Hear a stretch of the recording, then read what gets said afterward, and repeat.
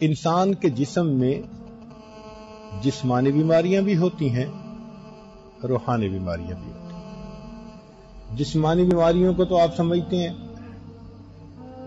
کہ جیسے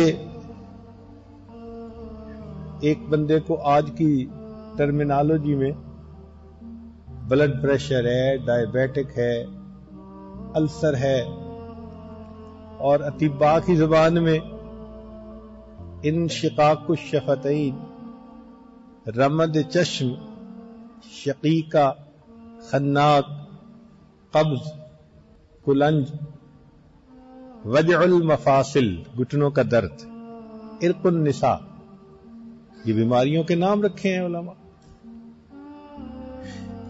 اسی طرح روحانی بیماریوں کے بھی نام ہیں، جیسے بغض، حسد، کینہ، تکبر، ریا، کذب، شہوت، کسلان فی الصلاۃ، ترک الصوم والزکوٰۃ، نفاق، یہ سب کی سب باطن کی بیماری ہیں۔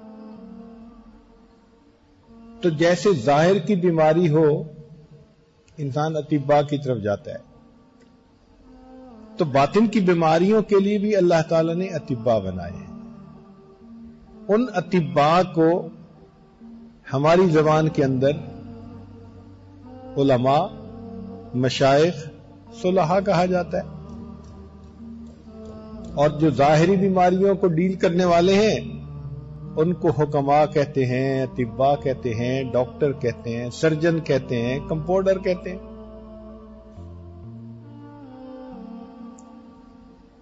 ظاہری بیماریوں کے لیے اطباء نے کتابیں لکھی، ان کی تفصیلات دے دی۔ مثال کے طور پر میزان الطب، طب اکبر، شرح اسباب، قانونچہ، منہاج الاطباء، یہ سب طب سے متعلق کتابیں ہیں۔ اسی طرح باطنی بیماریوں کے علاج کے لیے بھی کتابیں موجود ہیں۔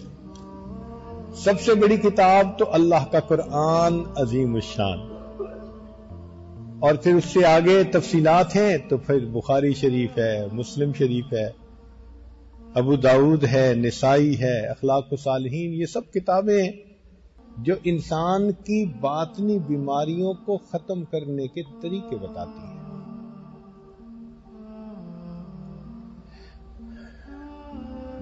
جسمانی بیماری کے لیے کوئی بھی آدمی صرف کتابوں تک محدود نہیں رہتا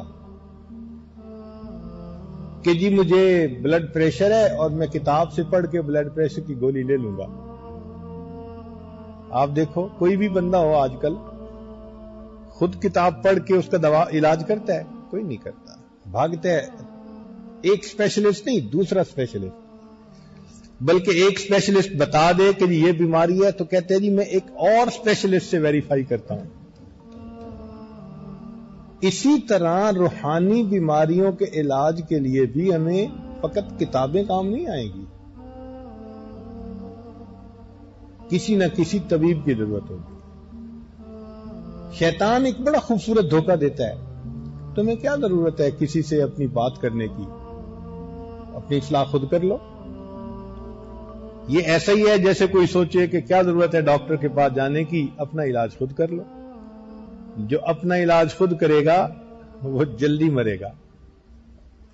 بلکہ ہم نے تو دیکھا کہ ڈاکٹر بیمار ہوتا ہے تو فوراً دوسرے ڈاکٹر کے پاس جاتا ہے، اپنا علاج خود نہیں کرتے، حالانکہ اپنے پاس بھی نالج ہوتا ہے مگر پھر بھی دوسرے ڈاکٹر کو چیک کرواتے ہیں،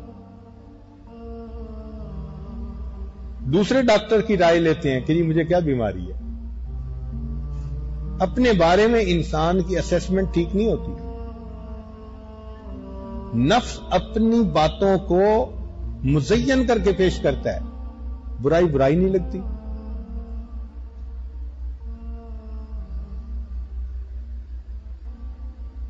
اپنی چھوٹی سی نیکی بہت بڑی لگتی ہے۔ اس لیے اپنے بارے میں رائے انسان صحیح قائم نہیں کر سکتا، تو اپنا علاج ٹھیک نہیں ہوتا۔ اس کی مثال ایسے ہی ہے، ایک صاحب کا بیٹا بیمار ہو گیا، اس کا پیٹ خراب ہو گیا، لوز موشن لگ گئے، تو بیوی نے بڑا کہا کہ بھئی اس کا علاج کرواؤ اور جا کے کوئی دوائی لاؤ، کسی ڈاکٹر کو دکھاؤ۔ پیسے کم تھے بیچارے کے پاس، اس نے سوچا کہ ڈاکٹر کو جو میں نے 100 روپیہ فیس دینی ہے تو بہتر ہے کہ میں اس پیسے سے دوائی خرید لوں، یہ تو سمپل سی بیماری ہے۔ چنانچہ وہ گیا کسی میڈیکل سٹور پہ اور اس دن میں سوچتا رہا کہ بیماری کیا۔ اس نے کہا دیکھیں، ایک ہوتی ہے قبض اور ایک ہوتا ہے لوز موشن، یہ ایک دوسرے کے اپوزٹ ہیں۔ اب بچے کو لوز موشن لگے ہوئے ہیں، لہذا اس کو اگر قبض کی دوا دے دیں گے تو وہ ٹھیک ہو جائے گا، نارمل ہو جائے گا۔ اس نے جا کے کہا کہ جی مجھے قبض کی دوا چاہیے، اس نے دے دی۔ جب دوائی دی تو بچے کی حالت اور خراب، وہ تو مرتے مرتے بچا۔